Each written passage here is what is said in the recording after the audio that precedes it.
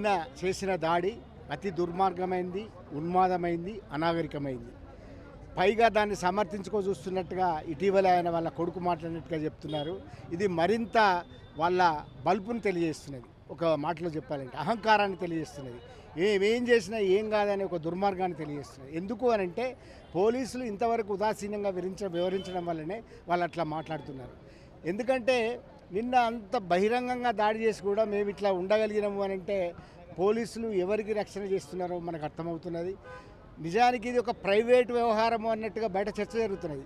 Private వ్యవహారంలో ఎవరు జోక్యం చేసుకోలేదు. ఎప్పుడైతే మోహన్ బాబు కుటుంబం, ఆయన ఒక మాజీ రాజ్యసభ సభ్యుడు, సినిమా నటుడు, వాళ్ళిద్దరు కొడుకులు సినిమా నటులు, వాళ్ళ ఒక కొడుకు మా అసోసియేషన్ అధ్యక్షుడు, అట్లాగే ఈ సన్నిధానానికి కూడా ఆయన అధ్యక్షుడిగా ఉండినవాడు.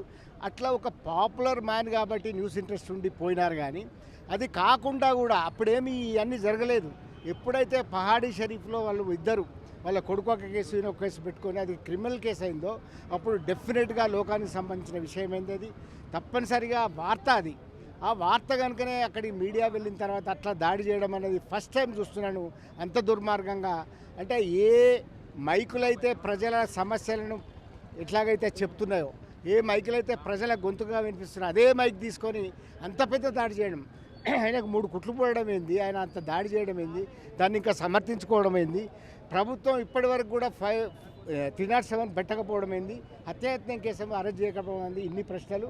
కనుక మొదలు మోహన్ బాబు కుటుంబం క్షమాపణ చెప్పాలి, ప్రభుత్వం వెంటనే 307 పెట్టి ఆయనను అరెస్ట్ చేయాలి. ఇది డిమాండ్. Thank you.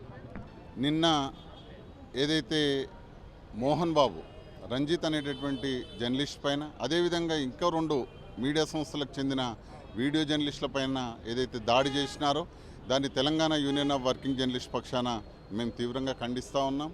జర్నలిస్టులపై దాడి అనేది ఒక అప్రజాస్వామిక పద్ధతిలో ఒక స్థాయిలో ఉన్న వ్యక్తి, అనేక రకమైనటువంటి రాజకీయంగా కూడా పదవులు అనుభవించిన వ్యక్తి, సుదీర్ఘ అనుభవం కలిగినటువంటి వ్యక్తి, వయసు రీత్యా కూడా 78 సంవత్సరాలు ఉన్నటువంటి ఒక వ్యక్తి విచక్షణను కోల్పోయి ఒక రౌడీ మాదిరిగా ఏదైతే ఒక అభిప్రాయాన్ని అడగడానికి వచ్చినటువంటి జర్నలిస్ట్ మైకును తీసుకొని దాన్ని దాడి చేయడం, ఒకవేళ తగలరాని చోట తగిలుంటే అతని ప్రాణానికి అపాయం అనేటటువంటి విషయాన్ని ఇప్పుడే వైద్యులు కూడా ధృవీకరించారు.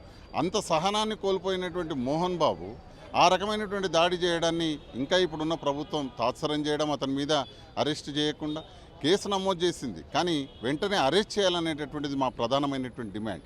అతనికి ఇప్పుడు ప్లాస్టిక్ సర్జరీ జరుగుతూ ఉంది. అక్కడ దాదాపుగా 4 రోజులు తిండి తినేటటువంటి పరిస్థితి కూడా లేదంటే ఆ స్థాయిలో ఒక మెడికల్ లీగల్ కేసుగా ఎట్లాంటి చట్టం ఎవరికి కూడా చుట్టం కాదు కదా, ఎంతటి వారైనా కూడా చట్టానికి అతీతులు ఏం కారు కదా.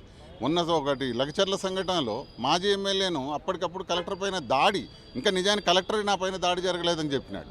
వాస్తవానికి ఇతర అధికారులపైన దాడి జరిగితే కలెక్టర్ పైన దాడి అంటూ వెంటనే అతన్ని వాకింగ్ చేస్తుంటే తీసుకెళ్లి మరి అరెస్ట్ చేసినటువంటి ఈ ప్రభుత్వం ఇట్లాంటి విషయాలంటే ఒక సామాన్య జర్నలిస్ట్ పైన దాడి జరిగితే మాత్రం పట్టించుకోదా అనేటటువంటి విషయాన్ని మేము టీవీడబ్ల్యూజే పక్షాన ప్రశ్నిస్తూ ఉన్నాం. న్యాయం ఎవరికైనా న్యాయమే, చట్టం ఎవరికైనా చట్టమే. కాబట్టి అతను హాస్పిటల్లో సినిమాటిక్ డ్రామా ఆడుతూ ఉన్నాడు మోహన్ బాబు. ఆ డ్రామాకు వెంటనే తెరదించాలి, వెంటనే అతన్ని అదుపులోకి తీసుకోవాలి, అరెస్ట్ చేయాలి. చట్టపరంగా హత్యా నేరం కింద అతనిపైన సెక్షన్ నమోదు చేసి అరెస్ట్ చేయాలని చెప్పేసి డిమాండ్ చేస్తాం. మరిన్ని వీడియోస్ కోసం ఛానల్ ని సబ్స్క్రైబ్ చేయండి, లేటెస్ట్ అప్డేట్స్ కోసం వాట్సాప్ ఛానల్ ని ఫాలో చేయండి, అండ్ లింక్ డిస్క్రిప్షన్ లో ఉంది.